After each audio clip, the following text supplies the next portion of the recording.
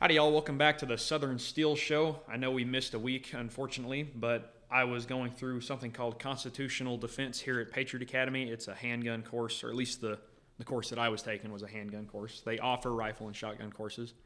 Just a shameless plug for PA there. But we're back on track today, and I have a guest speaker over the phone. Unfortunately, he's in New York, so there will be no in-person interviews anytime soon. But his name is Caleb Grubb. Caleb, if you want to tell us a little bit about yourselves before we get into the podcast itself, then go right ahead. Yeah. What's unfortunate is that I'm in New York and it's November, and thankfully I'm in upstate, so I'm not dreading the Mamdani administration. So I'm not going to be having to deal directly with that. But there's going to be some political things, backlash from it, that trickle down effect. So Brody and I got connected through Patriot Academy about 3 years ago. And from that, he was kind of a redneck from the woods of Arkansas. And I was a geeky homeschooled kid from upstate New York. You're typical Yankee, you know? Yeah, the typical Yankee. You could say that. Yeah, and he was certainly your southern redneck. And we didn't really connect a whole lot our first year. Came back the second. They roomed us together, so we were kind of forced to talk. And we also, we had the same transportation. We were in the same committee, so we got to know each other pretty well the second year that we were together. And over that 12 months, we both developed separately since our first year from Patriot Academy, and we connected pretty well. I've always had a deep interest in history and politics, especially like economics, how the world works financially, who controls it. So my passion policies, a lot of them are around the economic, around the foreign policy sphere. And I do have interest in certain societal and cultural aspects, but mainly around economics, foreign policy, and the structures of power in the United States and around the world. So that's a little bit about me, how I came to hear about Patriot Academy. I did their handgun defense course maybe, I was 13 when I first did it with my dad. And then a couple years later, went to their leadership congress, and just over those few years certainly developed a love for education and self-improvement, and then also the core principles that founded our nation. I had a deep interest in understanding what those were, what drove our founders to create the nation that we have today, and the things that went into that. So Brody and I have several conversations. We probably have like a weekly 2-hour conversation where we debate philosophy, politics, history, all sorts of things. And we touch on almost every single topic. I don't think there's a topic we haven't covered so far. Not anything that's important. There might be some topics out there, but they're not anything that's going to be world-changing by any means. It's funny, we usually have those big, long conversations, and we start off like, what do you want? And we both have a fairly similar end goal. And it's like, how do we get there? And it is two separate paths completely, and we kind of curve back at some point or another where it gets to where it's like, well, I can see how the paths might be parallel, but they're still not the same. But it's always a pleasure.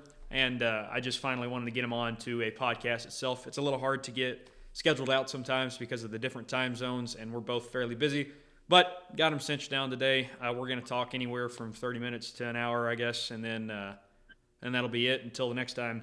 And we wanted to start off talking about the Crusades, because I am fairly interested in that part of history and how that might play out in a modern time period. And Caleb's really good at asking questions, so he's kind of here to challenge me more than anything on that front. I'm sure it will dive off into other topics as we go on, as it usually does, but that's what we're going to start with. Caleb, do you have a question right off the bat, or am I just going to give a rant on the Crusades first? Usually, I don't know. We usually start where you or I give a rant about something, and then we nitpick it, and then we go into some deep debate. So if you have some thoughts about the Crusades, your perspective, I don't have a hardcore view on the Crusades of the past as far as were they justified or not. I see it more as a geographical disputes and conflicts that in and of themselves were justified in their use of force.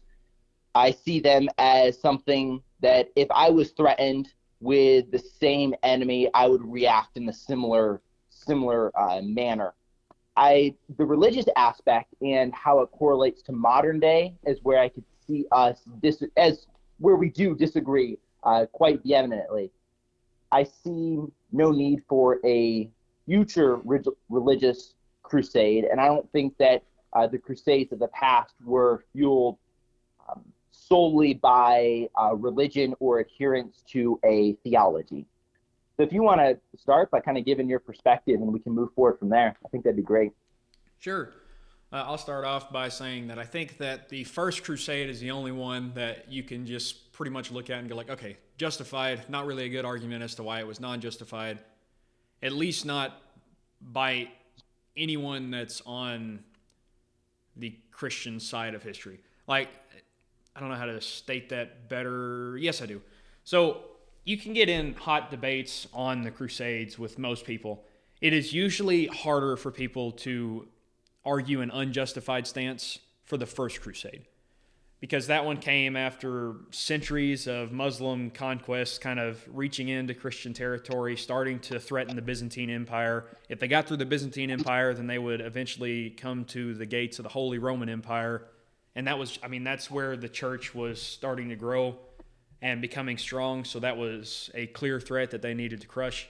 You can make they were at the gates of Vienna, which is a very real threat for European control and European sovereignty, especially from such a violent threat as Muslim conquistadors. Are you talking about right now? Yeah.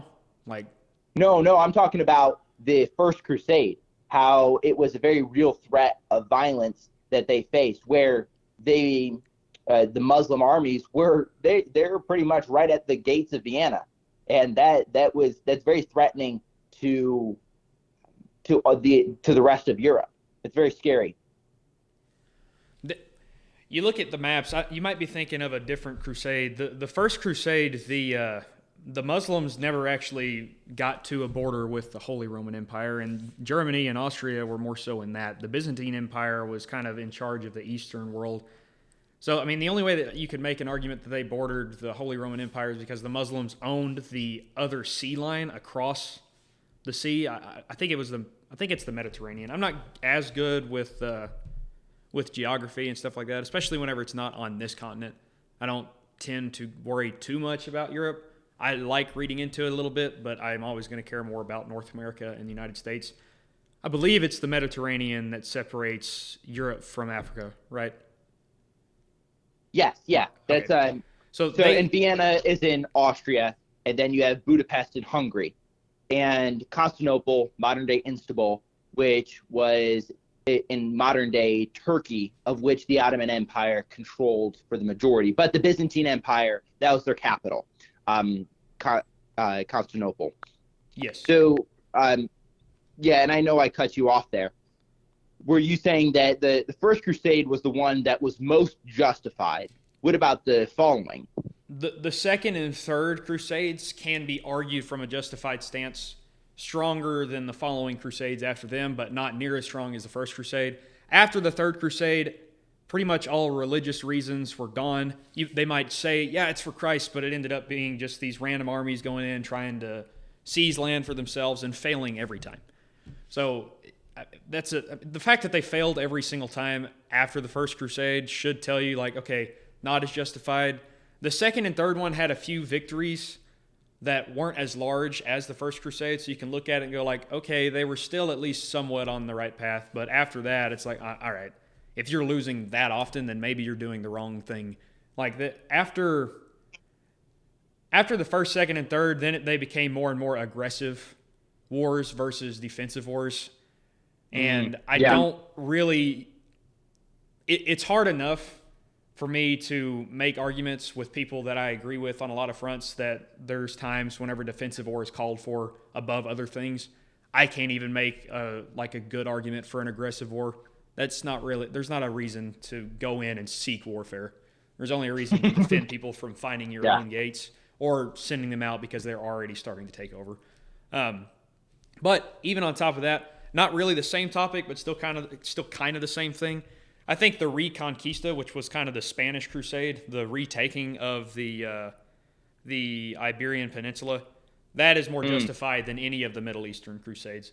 Because they were just flat out invaded and taken over. So that was a clear cut, like, oh, no, we're not going to stand for this. And the Spaniards went in and drove them out. And when you look back, the Pope at the time of the First Crusades actually told everyone from that area, like, no, don't help with the Crusades. You keep doing what you're doing. You kind of have your own problems. Y'all take your part of the European continent back. We'll handle all this stuff down here in the Middle East. So he didn't approve of them coming. The Reconquista of Spain, is that technically considered a part of the Crusades, or was it not fully really separate issue? It was a fully separate issue that has some similarities to the Crusades, but it was a very long-lasting conflict compared to, like, it started, I believe, in 711 AD, if I'm not mistaken. Okay. And it went until, like, the mid-1400s. Like, shortly before Constantinople fell and Christopher Columbus found America is whenever the Reconquista ended, if I'm not getting my dates messed up. And that's why you have the nice little thing called a phone to make sure that your dates are correct.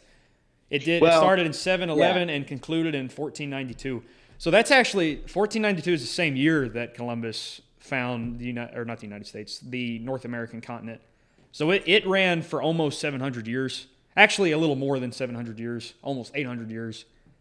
So it wasn't really the same thing as a crusade, but the ideas behind it were the same. Christians wanted to retake their land, drive out Muslims, and have a Christian nation once more. It just took a long time to do so after they fell the first time. Yeah. I think, and I originally was very much opposed to the Crusades originally, because as I started reading about what the Europeans did and their invasion of Muslim territory, I didn't see that as justified. I saw that as, just European conquestors trying to take over what they considered a holy land, and the Muslims were like, no, you're not going to have this. And that, I just kind of saw that as like a regional dispute more of, though the Muslims were definitely, the Islamic Empire was definitely a threat to the European rule, and their defense of Europe was wholly justified. Absolutely. But when you have a crusade going through a foreign nation, and they're pretty much told it's fueled by a religious fervor, and they were told that anything they did leading up to the crusade, their sins would be forgiven. So as they were going through, they were pillaging these villages of innocent people. They're like just civilians in these villages.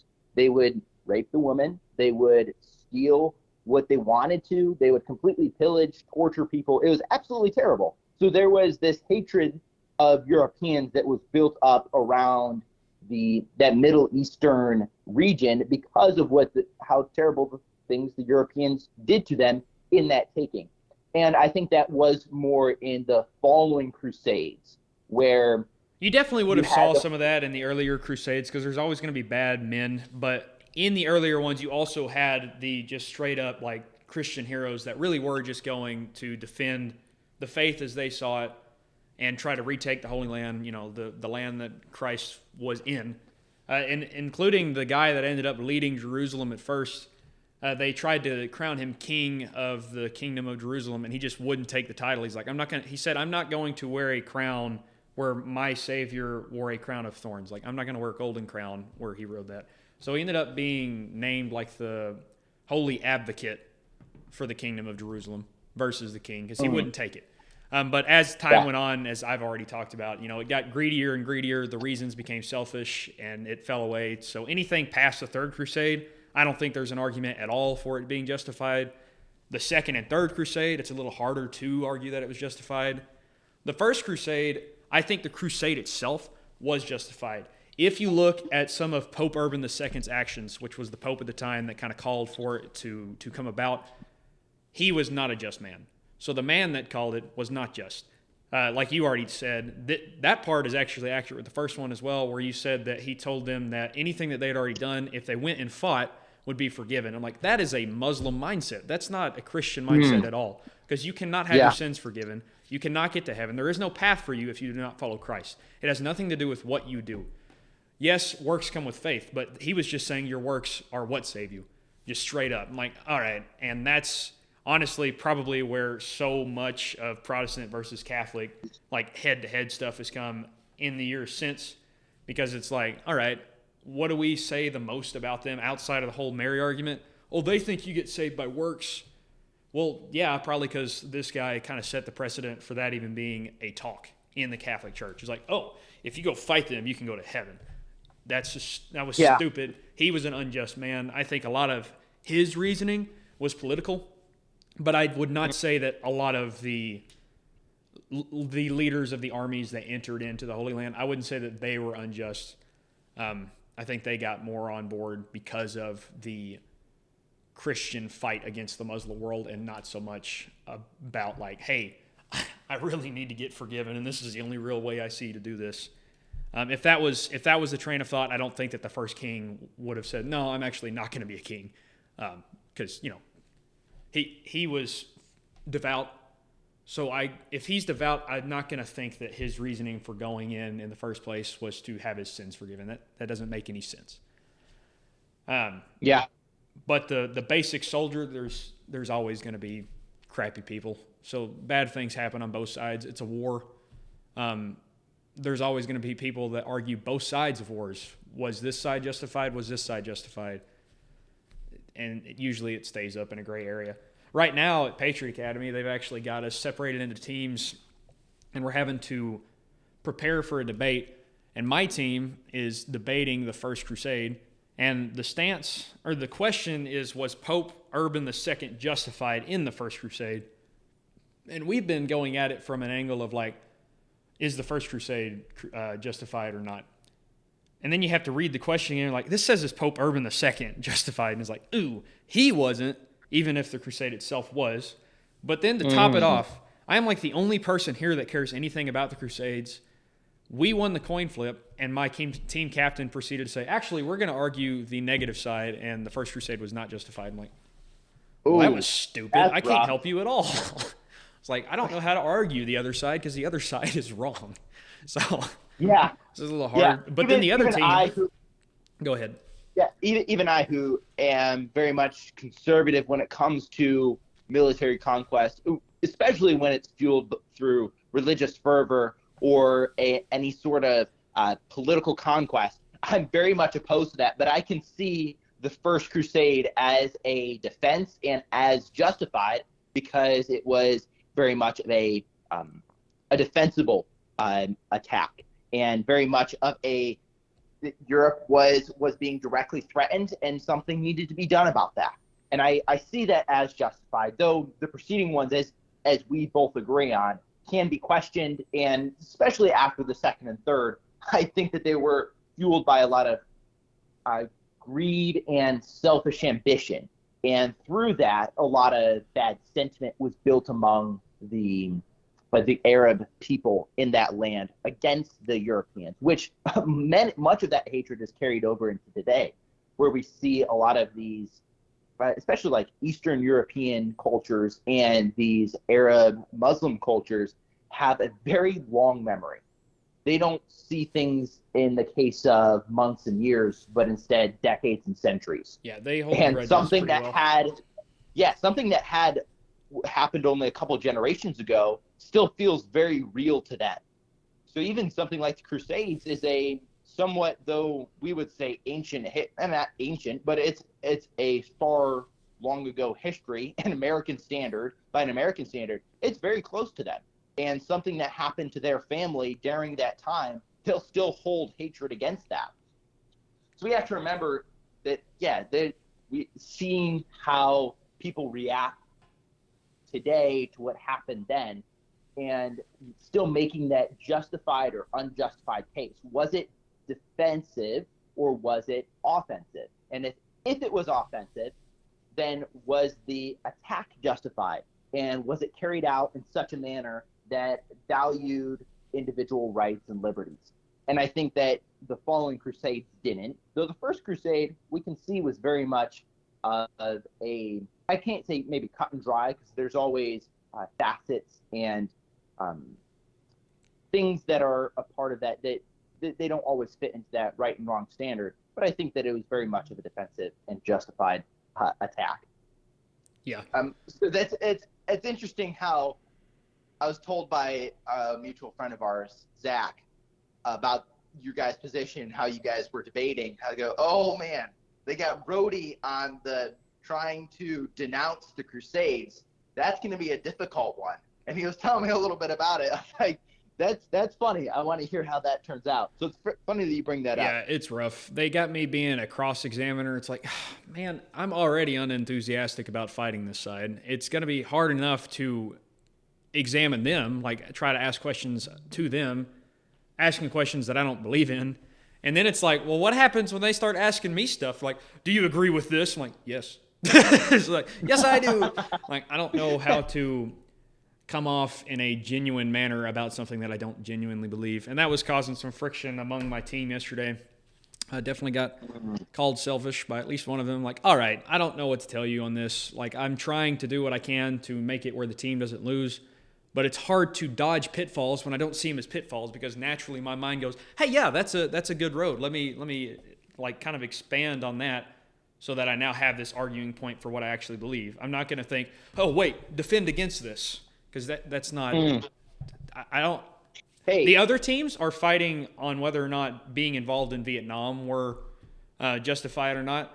And that's a lot easier to argue from either side, because I can think like a neocon that's like, let's get involved.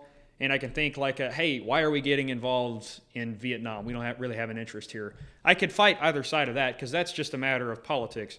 When it comes to the crusade, I see it as tied to my faith. So it's like, it's kind of hard for me to fight from a Muslim point of view versus a Christian point of view.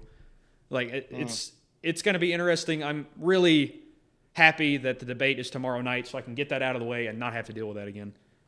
Hey, you know what? I rough. Just was seeing recently how arguing and preparing arguments and debating against your own perspectives helps sharpen your intellectual abilities and sharpens your cognitive development, like, incredibly. It's one of the top things that helps develop not only your perspectives and opinions, but then also how you argue them. So if you're able to break down the weakest points of your argument, you're able to also strengthen them in the meantime. So I would take advantage of this opportunity. I can do the coming up with ways to break down my weak points on my actual belief on paper. The problem is the delivery of said questions and cross-examination points is like, I can't deliver them. I can come up with them fairly easily, honestly. It's not as hard to write stuff on paper, but delivering them, it's like, this feels demoralizing. I'm not a fan, but just got to deal with it for another day or so. My team captain will probably end up being aggravated with me, but that's fine. I can take being aggravated with. I kind of poke fun at people all the time anyway, so that's something I'm used to. People being mad at me. That's funny. Yeah, I have always liked taking something that I feel strongly about in one direction and trying to completely flip it from the other side and then argue against it. And that's how I've developed many of my arguments on some of my most passionate topics, because I've been able to really see where the pitfalls and shortcomings are, and then look through, okay, are these really something that disqualifies my opinion and perspective, or is it what justifies my view of on this side? So you can take like any example. Like I love tariffs. I love the topic of tariffs. I hate tariffs and protectionism. Brody and I did a debate about this, and ultimately I did win him over in the end. I could see him probably halfway through the debate going, I don't know if I actually support tariffs anymore. It was kind of funny. I liked it, and now Brody and I are cool with it, and we're chill about this topic. We see eye to eye on it. But just a topic of it, like, all right, what about national security? Like, that's one of the strongest perspectives in cases for protectionism and for tariffs. And I would be like, okay, so I have my view of this way, but let me try to argue for the national security case. And as I do that, I can see where maybe some pitfalls in my perspective come from, but then also why my argument or why my position is actually superior.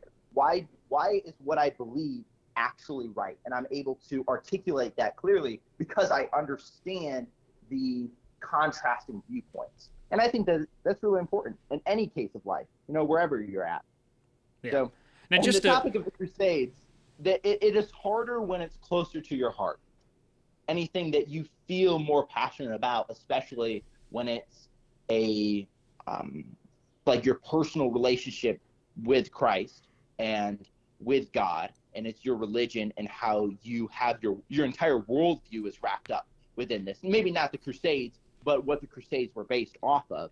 It's more difficult to do that when you have something that you feel strongly about. And one other thing is that I find value of arguing the contrasting viewpoint.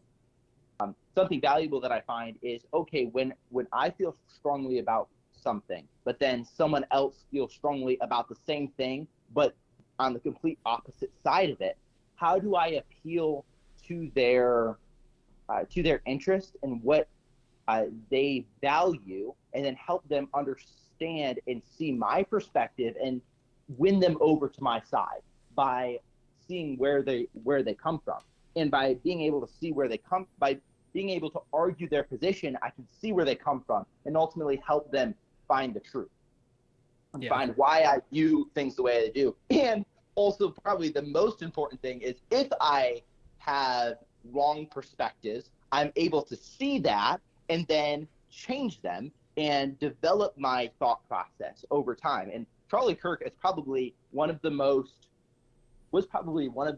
intellectually honest people I ever had a chance to listen to. I'm just putting that out there. Charlie was not constantly changing his perspective, but he wanted to constantly develop them. And if he felt like he was wrong, he would take the time and effort to put into why he might be wrong. And if he was right in the end, he stuck with his beliefs. But if he was wrong, he was willing to make that change and didn't have his ego wrapped up in that. I think that's why it's important. Yep. And that makes, that kind of ties back in. You were talking about having won me over to your side. I don't know if I'd go that far. I'd just say that I'm not a tariff guy anymore. But I got more extreme on some of the things and less on the others. The one thing that we agreed on from the beginning is that a low revenue tariff is good in place of an income tax. But what do we just? I think we come up with 7% was kind of the goal there, because really 7 to 8. 7 to 8, 7.5, something like I that. think we each have an equal hatred of taxes and government imposed regulations in general. Yeah. So that kind of was or taxes in general, so that we have that core viewpoint. But yeah. But then there were other things. Like, what's the lesser of the evils, an income tax or a tariff? And I was like, reluctantly had to agree. Reluctantly. He reluctantly agreed that there wasn't a better option, which means it's the best option. He wouldn't agree to that point. He's like, just because it's the only option doesn't mean it's the best option. I'm like, okay. Anyways, but we were talking with a friend group of ours here a little while back about some of the cattle industry stuff and all the Argentina beef arguments that are going on between Trump and some of the more America First politicians right now. And I stood on the side of like, you're right, Caleb, we shouldn't tariff the other countries. And I was like, what we should do is just ban the beef from other countries outright. And you're like, whoa, I don't know about that. And I was like, oh, wait, but hear me out. And honestly, I'd be for a policy like that because it doesn't try to make it where you're competing with them. It's just like, no, we're just going to build up the American beef side, and I'm fine with that because I've had some beef from other countries. Like I've taken it before and tested. This package has it says where it's from. This package says where it's from. One's from another country. One's from 10 miles down the road at some of these little locally owned grocery stores. And you test them out. You're like, oh yes, this American beef that's been taken care of is great. This one that was on a ship for months, not so good.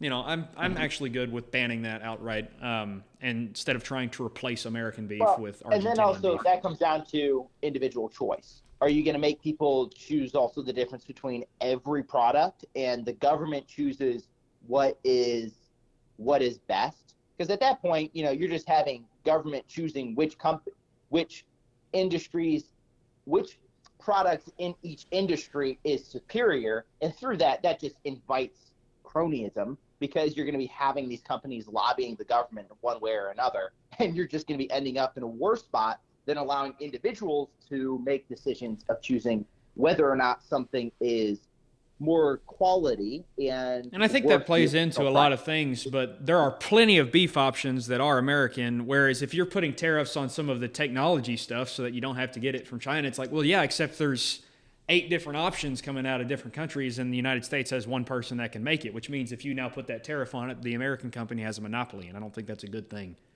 So in places like that, I'm like, no, Caleb's right. And then in places like the beef, I'm like, no, Caleb's wrong. It's like, so I go back and forth on that. I am not a Puritan in any case on really any economic policy, except for the Federal Reserve should be boarded completely and demolished. Just tear the building down, replace it with a baseball stadium. I don't really care what you do with it. Get rid of it. Shouldn't have ever been a thing that got created in the first place. Take a racquetball to it. Oh, yeah. Yeah. Shoot it with a tank. Target practice. Just, make sure everybody's clear of it so nobody gets hurt, and then blow the building up. That is a system that has failed. There. I don't know. That is the one place where me and Caleb agree outright on economic policies and nothing changes, is that the Federal Reserve is a false agency. So. Oh, yeah. Yeah. And I think that we should either replace it with a pure gold standard where there's no ability for there to be any fiat or paper currency, and completely having the not only legal tender, like repealing the legal tender laws altogether, but then having a single issued gold currency, or having there be what I think it was Hayek called the basket theory, where you have multiple different currencies competing in the market to see what is the best. And most often I would see what would come up today. It would either come to be gold and silver, or something like Bitcoin and your digital hard currency, something like that in the modern day. So I can see both of those coming out to be like an either or, where currency competes, or where the government just issues a hard money and that doesn't change. And both of those would have a dramatic effect on the prosperity of America as a whole, because we would have a solid currency, and would be one of the things that would halt the destruction of the United States. And I don't know, we can talk about the United States empire, because all empires in the past, the chief thing that has destroyed them was the debasement of currency and the destruction of their economy through inflation and the money constantly being devalued. Yeah. Honestly, the economy issues, especially when it comes to things like the gold standard, might be where you first see states starting to recognize their rights under the Constitution again, which, I mean, I think we can agree states haven't recognized that they really have a right compared to the federal government in a long time. But you're seeing states like Florida and Texas legalizing transactional gold again. There's an app, I believe it's called, no, it's not Saddle. There's one app, there's only one right now that works in Texas where you can buy gold, like physical gold, somewhere else, and they plug it into a card, so it's transactional gold without you having to hand a gold coin or something to somebody. Because, if you have a $2,000 gold brick, more than likely when you go to Walmart, they're not going to accept that to buy the groceries. But if your gold is on a card, they will accept it. So you still keep the value of the gold without having to have the gold in your possession, versus where dollar bills and things like that will just continue to deflate until eventually the U.S. economy just goes up in smoke, as it kind of looks like will in the next 10 to 15 years anyways, if something doesn't drastically change soon. Yeah. I think what we need to talk about, and I know this is your podcast, I don't want to step on any toes there, but probably the issue that we're going to be heading towards is the topic of Israel. And do you want to jump in that now? You want to? Yeah, sure. I've already had someone that was on the pro-Israel side. Might as well get on our side now. Yeah, let's talk about it and the different factions among, I don't know, quote unquote, our side. Because there's lots of different perspectives. Because any negative view of Israel is lumped in as being the most extreme, like, okay, we're going to kill all of them. Like, whoa. Yeah, me and Caleb are not on the side of just kill everyone that likes Israel. That's a stupid take that only idiots take. So not wanting an allyship with a nation that you don't see as fit to be allies with is not the same as saying, let's nuke them off the face of the planet. Those are not the same at all. But the media tries to twist that, and most of our politicians try to twist that into just saying, oh, you're anti-Israel? All right, you suck. Go sit in the trash can. It's like, okay, that was a little random. Our perspectives need a clear they deserve a clear articulation. And I think that we can provide that even on the positions that we differ on. I think that that's necessary for people to understand that there is a lot of discrepancy when it comes to this topic, and we don't have to understand every single facet and aspect to it to have a clear picture. But it is good to be well educated, and for your audience to be well educated on there's differing perspectives, and not accept one person taking an America First position to be the same as someone else saying that they're America First also, because they mean a lot of different things. Yes, there are people that say America first, but let's help a lot of other countries as well. And there's people that say America first, also let's North Korea this thing where we don't talk to anyone. I'm like, okay, that's not going to work. You got to have some kind of diplomatic relationships. That doesn't mean you have to have all the allies in the world. You are the United States. You are the most powerful. You don't need as many allies, but you don't need to cut everybody off either. Yeah, I am generally opposed to allyships with around the world. I'm very much of a non-interventionist. Long-term allies were never meant to be. Like George Washington warned us against that. Like you were not supposed to write up these petitions and papers and all that where we're going to be friends with them, and we still are 200 years later when they don't think like us at all. No, things like that should be reevaluated like every 1 to 2 presidents, to be honest.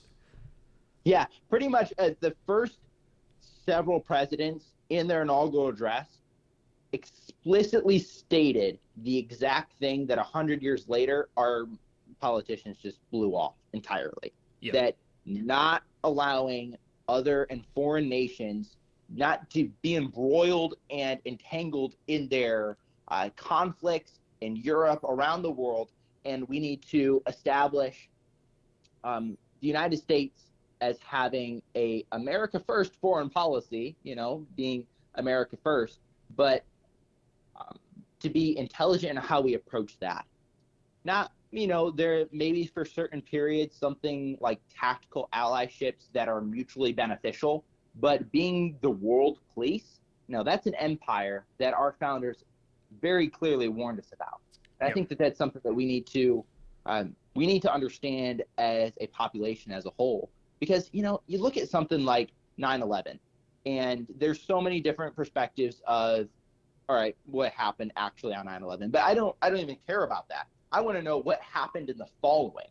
And let's say that the government told us the truth about 9/11 altogether, and let's just accept that that's true. Well, in the following, they manipulated and used that tragedy that happened to force us into wars that did not serve our interest. That killed 1 million people outside, there were 1 million Iraqis. That was the death toll. Over 1 million. That's insane. Had hundreds of thousands of American soldiers dead by the end of that, and the entire war on terror. This is something that we don't talk about enough as Americans, and as Americans, it's because we simply don't understand it. And we really need to focus on this. All right. So on the topic of Israel on the political front, if you want to start off with whatever you have to say, I'll just follow up with any add-ons I might have. Yeah, let's talk about just the United States' position in that region. Right now, the United States has good connections with Saudi Arabia simply because we prop up their government.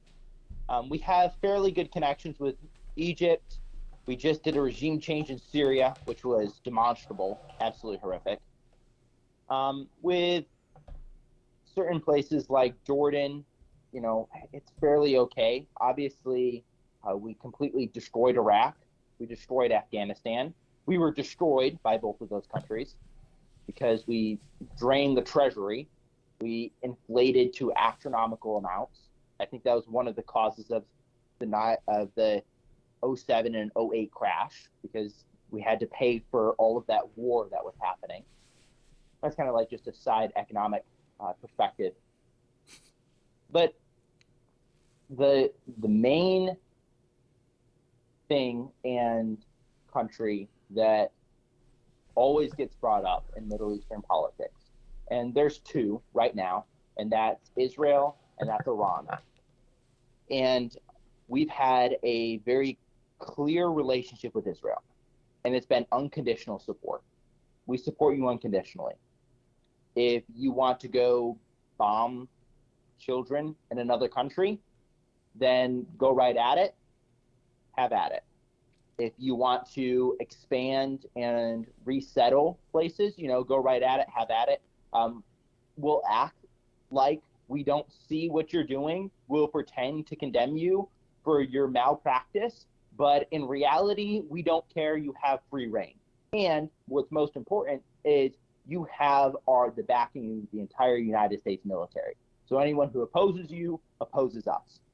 And what that does is obviously Israel has conducted itself in such an atrocious way that they have created multiple dozens of enemies in their region, but then also around the world. There's sentiment and hatred towards them around the world because of how they conduct themselves. If you're the way that you do things, and it doesn't matter how much propaganda that's put out there, that telling us that you're an ethical military and that the IDF does everything in their possibility to reduce civilian casualties. No, it's not giving us that BS. That's not really what happens. You're conducting things in such a way where you try to, and you got to be careful how we say this, ethnically cleanse certain regions to accomplish a greater goal and ideology of conquest. And that's how Israel has conducted itself, and that hatred of how they've acted is passed on to the United States because they've only been able to accomplish it because of the backing and entire support of the United States military. It's kind of like you look at the example of like a big brother, little brother. Israel's the little brother, and they can be kind of bratty, they can be spoiled, and they act however they want because they have the protection of the big brother. And the big brother can generally be, kind of a nice person, but as long as the little brother has his entire support and protection, he can go do whatever he wants to anybody else and not face the repercussions of it because the big brother's always going to be there to back him up. And that's how Israel's been. And they've had free reign to do what they want. And in so doing, their enemies have also become our enemies, not because of things that we've done or things that their enemies have done, but because of things that Israel has specifically acted on. And they're destabilizing and destroying our relationships in that region that could generally be positive and generally be beneficial to the United States. And not in a way to colonize that region, not in a way to have like these structured and vast economic relationships where we're codependent on each other. That's not what I'm talking about. I'm just talking about like general friendship where we're not going to be threatened by terrorist threats on a consistent basis simply because we're funding and dare I say, genocide of a certain people. And I don't think that that's right. I think that it hurts the United States in the long run. And then the second country that we don't talk enough about, that we talk so much about, but we don't talk about it enough in the right way, and that's Iran. I don't know, Brody, if you're familiar with the clean break strategy, the 7 countries in 5 years. Oh, where I'd have go ahead. yeah, I'd have to pull up the exact name list of every single country, but from off just the top of my head, there, and I'm going to try to count these up. The countries were they were Libya, they were Afghanistan, they were Iraq, it was Syria, um, one other, and then it was Iran, and that was Iran was the seventh one on that list. And because Iraq and Afghanistan went so horribly wrong, and Libya was a disaster, we then saw that 5 years get a little postponed. But the Likud party, which is the neocons of Israel and tied to and bed with the neocons in the United States, they still have the same goal and end game in mind of wanting to make regime change. And I probably should preface the 7 countries in 5 years was they were trying to destabilize and impose a puppet government in like a stage a coup to put in a government and regime that would be favorable towards Israel and the United States, and that was the goal. And so far, they've accomplished that fairly okay at the expense of millions of lives and trillions of dollars. And the United States has benefited very little, and Israel has benefited immensely because it pretty much destroyed all of their enemies and those that would keep them in check from continuing to do horrible and atrocious things to individuals and groups of individuals and people. It's called the clean break strategy, and the last one on that list was Iran. And it's kind of funny because we view, oh my goodness, Iran's going to have a nuclear bomb. They're going to create the funding terror around the world, around the Middle East, in that region. They're the threat. But really, what it kind of is we destroyed their balance of power in that region. Iraq and the Sunni Muslims in the Iraqi government were the ones that were the balance of power to the Shiite in the Iranian government. And when you destabilize and intervene in those things, you're going to be having a lot of problems in the long term, as we're already seeing. So the problem that Israel is dealing with really comes from its own strategy of trying to destabilize that region. And because they weren't able to accomplish that end goal of regime change in Iran, which we're constantly hearing about, they're threatened by Iran because they already destroyed the Iraqi government, which held them in check and in power. So I think that the United States as a whole has had demonstrable effect in that region because we've had acted on the behalf of Israel, acted on the behalf of a small minority in the United States government that profited from war through the military-industrial complex and benefited a foreign nation at the expense of our taxpayer dollars and our brothers and sons who died in those conflicts. I don't think that Israel is an ally, though they call themselves our greatest ally. The relationship is not mutually beneficial. They act in their own interest, and if their own interests don't align with ours, they're going to sacrifice us for them, and that's how it's going to be. And we've seen it play out time and time again. Yet the United States has had politicians who have had immense pressure from, I would say, the evangelical community and also from AIPAC, the Israel lobby as a whole, to continue to support them. And it's almost immoral if you choose not to. And that's kind of sums up my political perspective of Israel, of in that region, our political relationship to them. I know it's kind of a long rant. Bro, do you want to jump in with what you kind of view things as a response to what I was just saying? You hit most of anything that I think matters. I like to joke because I hear people say that Israel is our biggest ally a lot. And then you ask them like, okay, well, what do they give us? What do they do for us?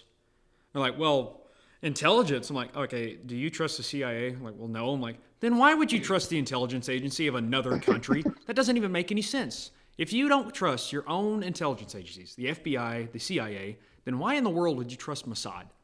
Like, that's just a stupid take. And I don't mind calling it stupid, because it is. I mean, there's no logical reason to think that way. Unless you are living in a third world country where your agencies are blatantly just trying to destroy your nation and like open about it, then there's no reason that you should be supporting or trusting a different agency more than your own. So if you don't even trust your own, don't trust theirs. That doesn't make any sense whatsoever. And the biggest ally thing, I think if I'm not mistaken, Australia has been the most involved with us with any of the wars that we've entered. Like, they've just kind of been a bro. Like, Iraq, sure. Australia. Iran, sure. Or not Iran. Afghanistan, sure. Australia. I think they helped us in Vietnam, if I'm not mistaken.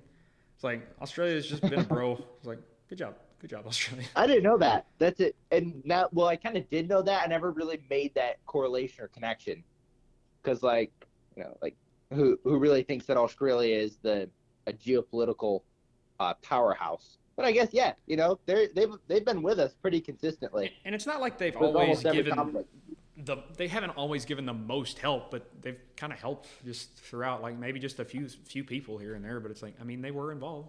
It's like, yeah, Australia, good job. So, even our worst things. Yeah. Thanks for sticking with us, even when we shouldn't have been there.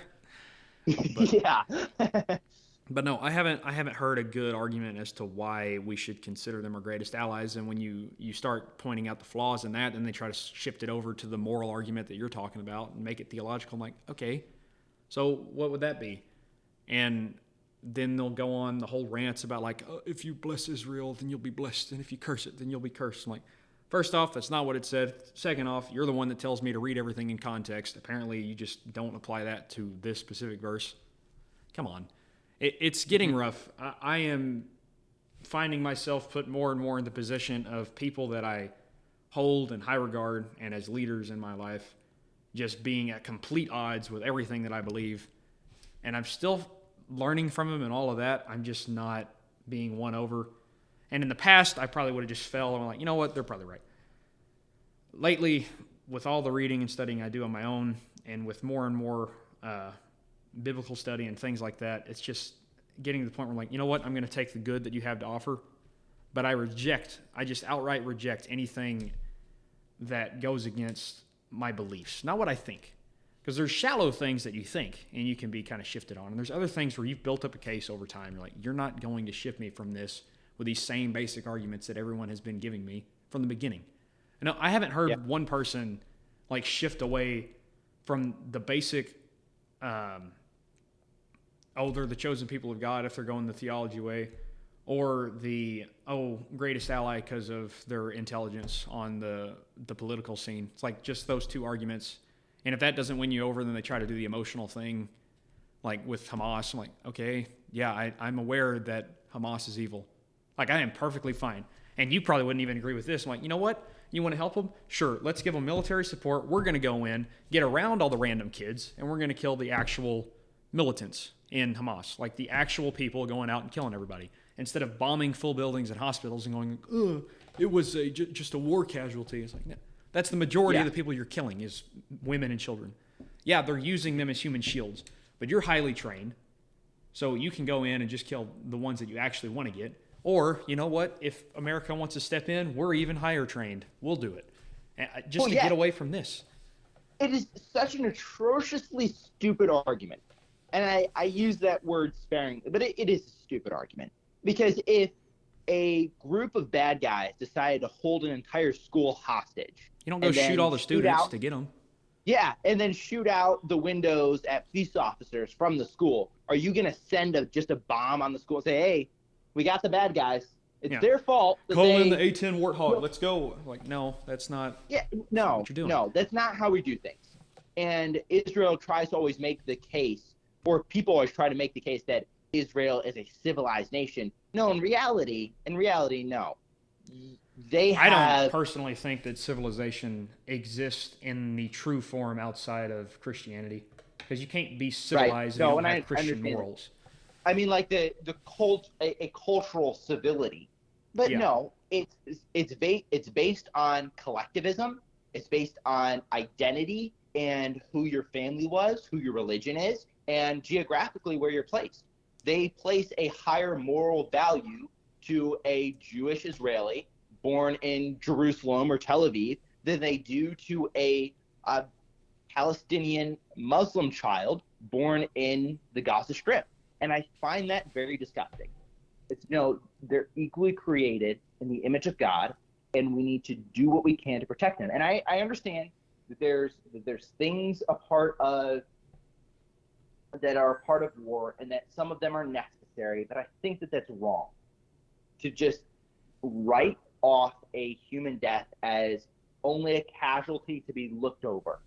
I don't think that that's right. I don't think that that's right. You look at kind of the moral argument of, okay, let's say that we fought in World War II, and I heard this argument from Dave Smith. He articulated it beautifully. He said, we fight in World War II. We're fighting against the Nazi Germans who are killing, lots of people, innocent people. They're doing lots of things. We have the ability to drop a bomb. It kills all the military personnel. It kills all those higher ups, and we win the war. The only exception is that in the case of that, there is one 5-year-old girl that dies. One 5-year-old girl that dies. And we know the outcome of it. We win the war. The enemy is eliminated. There are only one civilian casualty, and it's that 5-year-old little girl. Okay? In the case of that, what do? A lot of people just write it off as a casualty, and nothing more to be looked over. But I think we need to really ponder that ethical question of what is right. And you can make the argument that in the end, they're killing more of those 5-year-old girls than more of them would die and would have to die if we didn't do what was necessary and eliminate the enemy. And I think that that's something that we come to the conclusion of, yes, that would be necessary and have to be done. It is so wrong that this innocent individual died as a result of that. And in so doing, we should mourn that and not celebrate it. I see on the side, and I don't like to just name drop bad politicians, but I will. Randy Fine, he is a terrible person. And I don't say that about a lot of people. But when you look at the children who died in another country, just children who died, and you celebrate it, that's disgusting. That is disgusting. And I think that if in that hypothetical situation of we eliminate the enemy and that one casualty of that 5-year-old girl dies as a result, we should mourn the death of her. We should not celebrate simply the victory, but we see it as a necessary evil that has to come about. But even then, what you're going with, it's like a whole city, one civilian casualty. When you hit the point where your civilian casualties are higher than your actual enemy combatant casualties, then you have to start questioning, okay, what's the actual target here? Are you trying to get rid of the militants, or are you trying to get rid of the people there? And I think there's a really good argument to be made that they're trying to get rid of the people there, considering that they'll bomb an area, kind of drive them out, and immediately start settling it. They're not even leaving it as a war zone. That's exactly kind of where I'm going to. There is no remorse. There is no remorse over the death of these people, over the death of these of innocents. And I think we have to then bring into question of what are their broader ideological motives, and what do they actually want to happen. And Charlie Kirk warned us. He goes, I think, and he was very careful how he placed it and how he worded it, but he goes, I think that Israel is going to ethnically cleanse Gaza. I don't even think he said I think. He just said Israel is going to try to ethnically cleanse Gaza. And that is wrong. And now ethnic cleansing doesn't mean a murder and genocide, but oftentimes it is that. A lot of times it's relocation, but that's a violation of individuals. That's a violation of your heritage and where you were born. And I think that that's wrong. And If Charlie Kirk knew that, I trust him on foreign policy. He came up as a very pro-Israel person. We're constantly told that he was extremely pro-Zionist. And if Well, he's I the mean, one who's saying honestly, that, I trust that. I trust his gut. I trust his thing. And when all the other evidence is pointing to the supporting of that, we need to seriously reconsider how we're going about this and what is considered an ally. How far are we willing to go in the support of an ideological allyship? yeah, and that's, I mean, I don't know. I don't know how to put borders on that. What I can say is that I think there's less than 10 countries in the world that I actually think would be beneficial to have a partnership and an ally with. You might be able to be diplomatic with everybody else. I don't think you should isolate anyone on purpose. You always want to keep some kind of relationship because you want to keep your enemies close. You want to know what they're up to. But as far as allyship, like military aid, actual foreign aid, things like that, maybe 10, but probably less. And there's 200 something countries in the world? Yeah. Yeah. Yep. And I 195. My bad. Yeah, and those are that are nationally recognized. Yeah, with national it's 193, and then there's two like city states because the Vatican City and Palestine are not recognized as countries, but they're right. They're city states that are kind of somewhat semi-recognized by multiple different nations, and then also not recognized by others.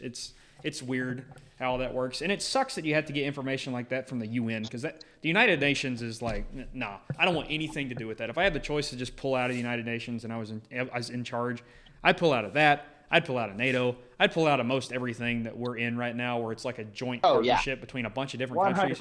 Especially whenever their main thing is like, oh, climate change. I'm like, you're retarded. I will use this word in this case. You are a retard. And that just means slow. That's all that means. It means you're slow, and therefore your brain doesn't work, and you can't come to the right conclusions on this. The main problem in the world is not climate change. The main problem in the world is always going to be, the lost outweigh the saved. Because the goal is to get everybody saved. Touch on that for a moment? On kind of the UN, and I want to talk about maybe just globalism for a second. Then we can return back to Israel, maybe the theological arguments. Because I think we stressed the political arguments fairly far. I know that I did a lot of talking. I kind of ranted. I told you I had a lot of caffeine before I got on this, so just talking a lot. But kind of like with globalism, I'm reading the book, and I'm going through it for the second time, The Creature from Jekyll Island by G. Edward Griffin. And he talks about the creation of the Federal Reserve. But in so doing, he includes lots of different context and information to bring about so you can understand the context of the Fed.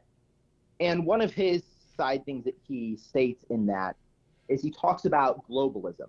He talks about the aims of a one world government, things like the Fabian Society and international socialists, globalist socialists, those who want to control the entire world through a one world government. And one of their aims, and you and I both understand how war is used as a means to control the population of your own country, where governments will use the threat of war, the threat of a foreign nation to create a need for itself so that they can control the population more easily. Because if there's always a foreign threat, then you're able to control your population and create a need for yourself by creating fear within the civilians, within the citizens of your country. So we understand how that works, that power dynamic. We see it played out across history. You look into Pericles and what he did with leading up to the Peloponnesian War and the corruption that he used. We could talk about that. But let's say we had a one world government, and now the socialists and globalists have come to a dilemma. There's no longer foreign threat. because up to this point, they've used foreign threat and war as a means to control the civilians. So what happens when that goes away? They actually had a convention, not a convention, but like a conference to figure out this this problem, this dilemma of who is going to be the threat, or what is going to be the threat, and what are we going to use to control our citizens of this one world government, the citizens of the world. They had lots of different ideas were thrown around. Actually, sports was one of them, because I don't know if you've heard about that one war that was started over a soccer game in Latin America. It was kind of crazy. I think it was between, maybe, I don't remember. I thought it was like El Salvador and Ecuador or something like that. That's I don't know exactly, or Nicaragua, maybe. I don't remember. It was around like that area. So like sports was put out as one. There was like multiple different things. I think like even like aliens or something like that, like foreign, like from threats from outside, outside Earth. It was weird. Like they were just trying to come up with ways to direct attention away from the one world government towards another threat. And the topic that they unanimously came to agreement on was environmentalism. The threat that they saw as a viable means of control was climate change and environmentalism. And that's, you look at the UN, that's what they've been pushing for how long? You look at these international one world government socialistic globalists, what have they been pushing consistently and constantly over the past 20, 30, 40 years? It's been environmentalism. It's been climate change. And it's in a means of a broader strategy to bring control to America, and other sovereign nations. And it's conditioning us and preparing us for one world government and that threat that would control us. That's kind of a weird tangent. Probably went too long on that, but I found that very interesting. And G. Edward Griffin articulates it very clearly, very incredibly. And it's kind of a side tangent, but it does make a lot of sense and provides context for the Federal Reserve and all of that. So if we want to talk about the theological arguments of Israel, I don't know. What do you think, Brody? We're already past an hour, so I don't want to get too deep into that. Might have to save that for another time. I will just give a tidbit on it, though. I think that can be covered fairly shortly. I think the main problem when it comes to calling, really, not even Israel, just any nation an ally when they do not have the same morals as you, is that you're never going to be able to depend on them, because there's nothing that actually binds you together besides a signature on a paper from 20, 30, 100 years ago. Like most of the time, whenever these kind of defense policies and things like that come into play is whenever the people that sat down and wrote up the contract are all dead. It's like they're not even here anymore. So they might have had something that tied them together, but we don't with a modern nation. And what I find threatening and what I find to be kind of dangerous is that people try to somehow separate Judaism, the religion, from Islam or Buddhism or any of the others is somehow better. It's like, no. Anyone who does not follow Christianity, the faith in Christ, Jesus Christ, Son of God, Lord of all, if you do not have that as your faith and your religion, especially on a national level, then you have no ties to a Christian nation, which is what we argue that the United States is. And if you actually believe that, then you should not be drawing up partnerships and allyships with countries that do not hold to Christianity and hold on to false religions, because now you are partnered with anti-Christians. And, I've seen people even try to use a thing like, well, you're supposed to love your enemies as a reason to do that. I'm like, that does not mean the same thing at all. That means have mercy on them at times, try to bring them into the fold. And by bring them into the fold, I mean convert them. I don't mean have them come on and now they're somehow on an equal playing field as Christians. It's like, no, they're not. Because if something doesn't change with them, you've been a bad actor because now they died. They're in hell because you tried to act like, oh, they're better than the others. That's stupid. Under that, That's a false play on your part and a false play on their part by trying to lump themselves in with Christians, which is why I hate the term Judeo-Christianity as much as I do. Yeah. Under that argument, we would then be giving billions of dollars to every Muslim country. We'd be giving billions of dollars to China, to Russia, to all these countries that we would consider threats because we're supposed to love our enemies. That's a very interesting. I haven't heard that argument before. But yeah, you were the one who convinced me to divorce the term Judeo-Christian from my vocabulary. Well, it's not a thing. I saw this post from Theos University, which is it's kind of growing in popularity. It's been around for a little while, actually for quite a while, but Theos U is kind of the shortened name for it.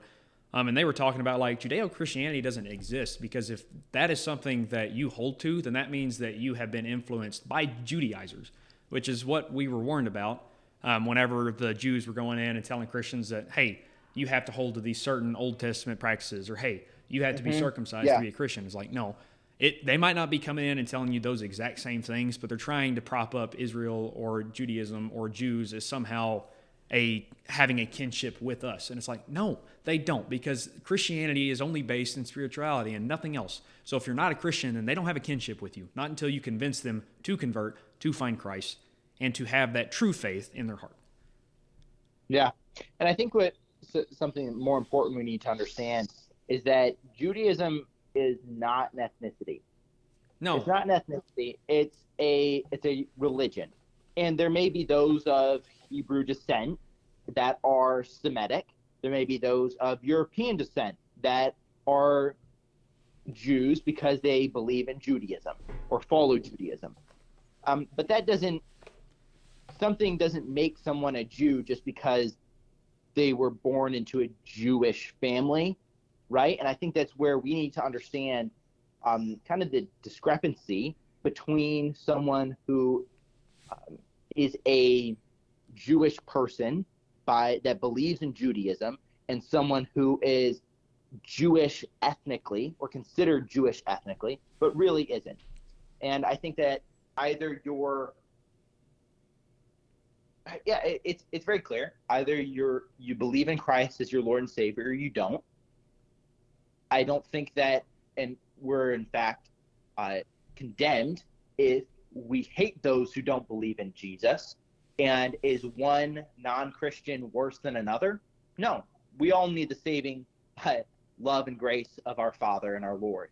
I'm a dirty, rotten sinner, just like everyone else, and I'm only saved by grace through Christ. Yes. And I hope and pray for the same thing as everyone else. I don't have a hatred towards anyone, whether their religion or their ethnicity. And I think we need to understand that Zionism has hijacked and it's destroyed Judaism altogether. And I think that Jews around the world are disgusted by Zionism, and they have rejected it since its start.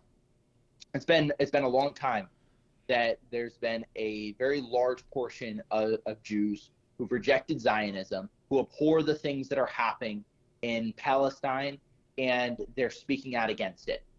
And I respect them for that, because a lot of times we can stereotype people into, just because you're a part of a religion, you must believe this.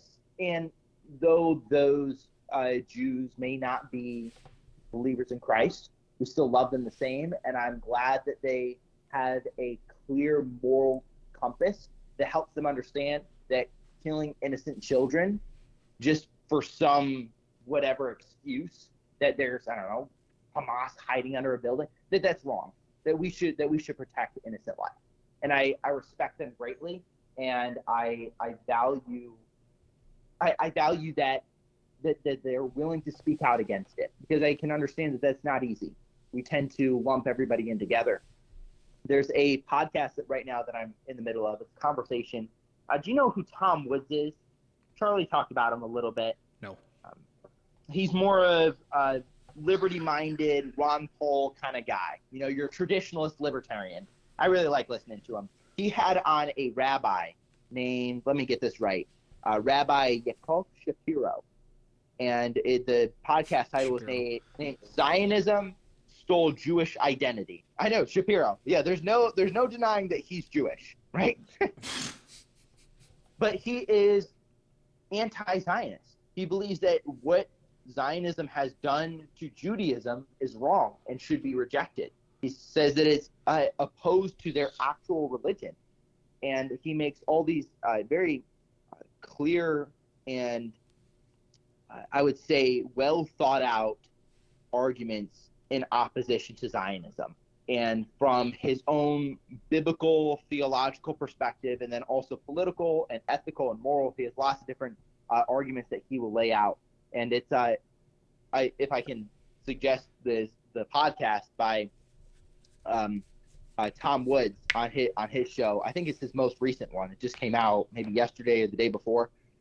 So that was it's fantastic conversation. I'm right in the middle of it, but it helps me give context to what's actually going on. That Zionism hasn't only hijacked Christianity and especially evangelicals, but has also distorted Judaism as well. And I think that we need to understand where the common threat is coming from.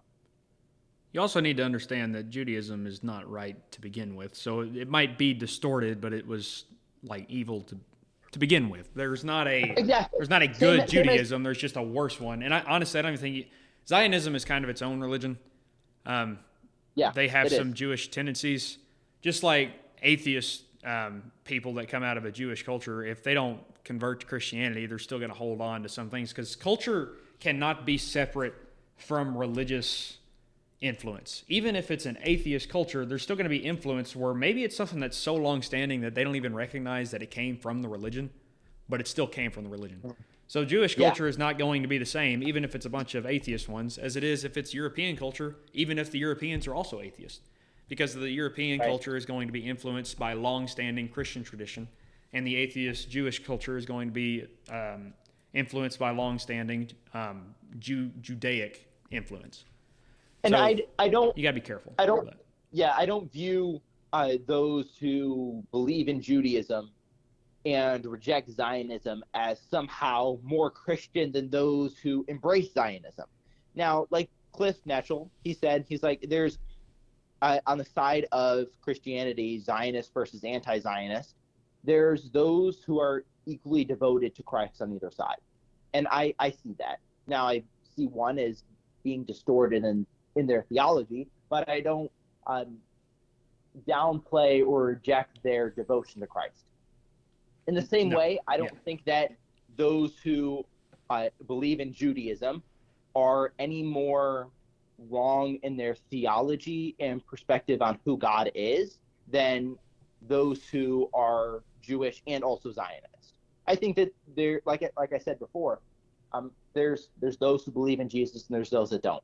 And there may be very differing perspectives among both sides, but Jesus is the only way. And there's not going to be a better, clearer right and wrong than that. And I think that we need to understand that. Now, if our argument is to separate, to divorce the relationship between Israel and America politically, I think that it is very important to make the distinction between Zionism and Judaism theologically. Does that make sense? If we're wanting that end goal. I don't think you need to worry about Zionism or Judaism, period, if you're wanting to separate from Israel politically, because I don't think that the Gaza war should technically be the reason that you're getting away from it. It might be evidence of bad morality in that nation, but again, I don't think that there's really an argument to have been allies with them to begin with because they don't give us anything. And if there's not a partnership there that can be trusted, then it doesn't matter. And like I've already said, the whole, they give us intelligence. Like, okay, I don't trust them more than I trust mine, and I don't trust mine. So that's not a reason to be sending them billions of dollars every year, especially whenever they have like government propped up programs with like even up to healthcare, which we don't even believe in. I don't think that free healthcare is a right, so I don't think the government should have it. But if this country has it, then that's even less of a reason for us to send them money so that they can keep putting the money into that while putting our money into something else.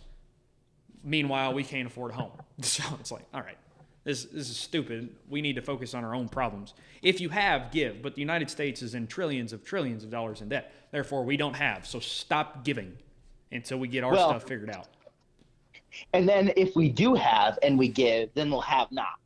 And it's not like individuals giving, offering, and tithe to church and those less than them, where there's a sowing and reaping aspect to it. No, it's governments forcibly take money from their citizens to give bullets and ammunition to a foreign country. And I think that's which they then turn around and sell to China, because that has happened before. There have been instances where the defense minister of Israel has sold American weapons to China. And you're like, okay, how are we partners with you? How is this our greatest ally? If you see China as an enemy, then you can't see Israel sell our stuff to China and then say, oh yeah, Israel's our best friend. Not even just a friend, but the whole greatest ally argument. You're like, greatest friend? They just sold our highly sophisticated weapons so China can make a cheap knockoff version of that, just like they make cheap knockoff versions of basketballs. This is stupid. I don't know if you're going to be able to post this on YouTube after I say this, but I don't post it. Or actually, I guess I do post to YouTube. It's automatic, so if it gets knocked down, it don't matter. My main channel is all through Spotify, so it's fine. Okay. Yeah. So I really think that the bombing of the USS Liberty just goes to show that the United States should not be allied with Israel politically at all. It goes to show that they're acting in their own self-interest and they care only about themselves, and our relationship is not mutually beneficial. I know I was talking about this earlier, but the bombing of the USS Liberty is a perfect example. And I listen to Candace Owens pretty consistently. She had a very incredible, well-researched, deep podcast on the history of the USS Liberty, and I suggest everyone to go find that out. I forget what she called it, because she did something where she called it something else so that she could get around the restrictions placed around this topic. I don't know. I forget what it's called. You go look it up. That's funny. And then the second thing, so that was happened in the past. And the second thing is something that's bound to happen in the future. And I pray it doesn't. And that's called the Samson option. And the Samson option, it's you can horrifying. go look into. Yeah, you can go look into it, and your audience can go look into it and research it. It's basically the perspective, and it's not just perspective. It's a legal documentation by the Israeli intelligence and the Israeli government. It's a policy that's been put into place that if Israel is in an existential crisis and faces a ultimately destructive enemy that is bound to destroy them, then they will send nuclear weapons to every major city in the world, including that Washington, D.C. Berlin, it includes Moscow, it includes Beijing, it's London, it's Paris, it's D.C. And they're all on this, and they say it explicitly. They're like, we're not hiding this, as if they want us to know that if we go down, you're going down with us. And I find that as atrocious. I think that's awful. It's disgusting that we have given them billions and billions of dollars. We have sacrificed our well-being and our reputation in that region for this little country. We've done all sorts of things for them, and in response, if they ever fail, they're going to send a nuclear weapon to DC, and that's wrong. I don't like that. Yeah. So pretty much the political argument for our mutual benefit, that they're our greatest ally. No, we're Israel's greatest ally. Israel doesn't give a crap about us. We're their biggest piggy bank. We're just their cash cow that they milk out to get whatever they want from us. And Benjamin Netanyahu has said that explicitly. He said that multiple times. Well, he compared, whenever he was talking about the Jewish, basically the crappy relationship between Israel, Jews, and Romans here not too long ago, he then proceeded to call America the new Rome, and that Israel had to be ready in case a war with them ever come up. I'm like, okay, greatest ally talking about fighting us. Good job. Good job defending yourself. I think Benjamin Netanyahu sees himself as the military messiah that the Jewish people have longed for since the beginning. I mean, that's why they rejected Jesus, is because, no, that's not what he was. He was here to save the whole world, not the Jewish people, and overthrow the Roman government. Yeah, yeah, and there's those that in a literal sense worship Benjamin Netanyahu, viewing him as the Messiah, when in reality he's just a egotistical, narcissistic, and self-absorbed crony politician Yep. that has only his own only his own interest in mind and is willing to go as far as necessary to accomplish his ideology. Yep. And that ideology is very dangerous. It's incredibly dangerous. Yes, it is. Well, to end on a happy note, who do you think would be a great vice president if Thomas Massey decides to launch a presidential campaign next year? I was just talking about this with a friend like earlier today. Someone was texting me in church, and I probably shouldn't have responded. In church, they're like, "Who do you think should run?" And he said, "Okay, you have to be a Republican. It has to be a Democrat." And I was like, "All right, Thomas Massey and Tulsi Gabbard." I'm like, I can see that being really big. Yeah. Interesting. See, on my end, I was over here like, as bad as he did whenever he was running for president, I think he'd make a great vice president. And I'm sitting over here going like, what if it was Massey and DeSantis? Like I'd be on with that one. Dude, you realize that like DeSantis is a very hardcore neocon. I didn't realize that. I was looking at he's really the only person that I've paid more attention to his economic policies than anything else. I think he's been doing great on that. He's got pretty good economic policy. But if he's that, then I'm out. Never mind. I just don't want to vote for a Democrat. Governor because he only focuses on the state level. Like you look at all this stuff, incredible tax breaks. Even trying to circulate a purely gold standard for all of that. I think that's incredibly good for the state. But he's a neocon. He's very neocon as foreign policy. There's actually someone, I think it's a Groiper running on America First, going to try to primary him in 26. And primary him. He's done. Yeah, Adelson. What's her name? Miriam Adelson is already is going to be pouring millions of dollars to oppose him, something like that. Are you talking about opposing Massey? No.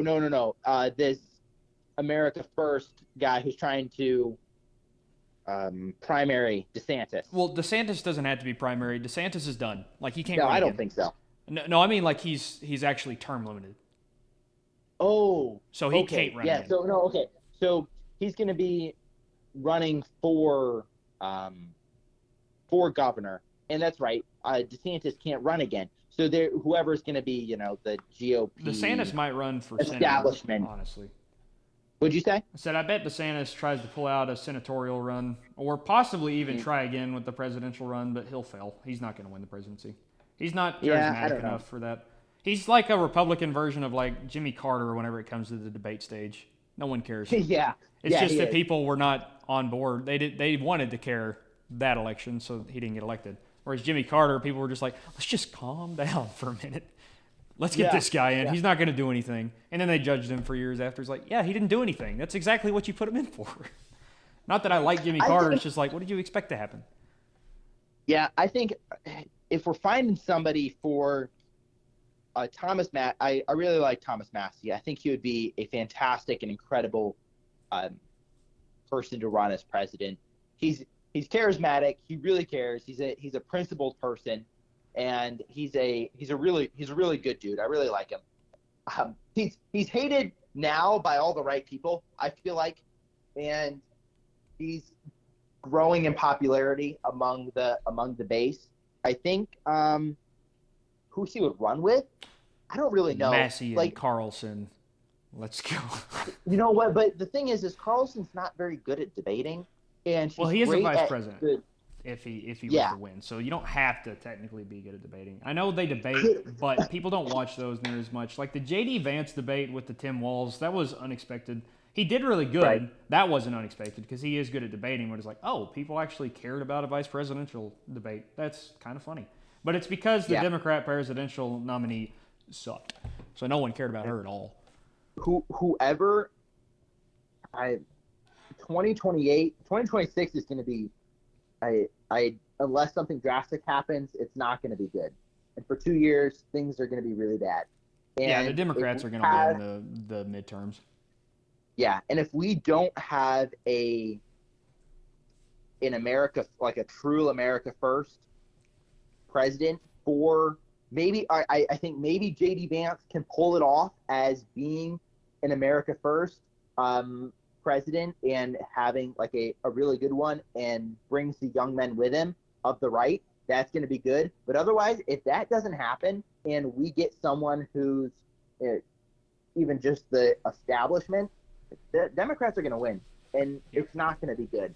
No, And it won't. all the things that like you see, like the deportations of these illegal immigrants. Now you're going to be having that of Christian conservatives, and it's not going to look good. Yeah. So Yeah, because I think that Republicans will lose. Here's my simple take.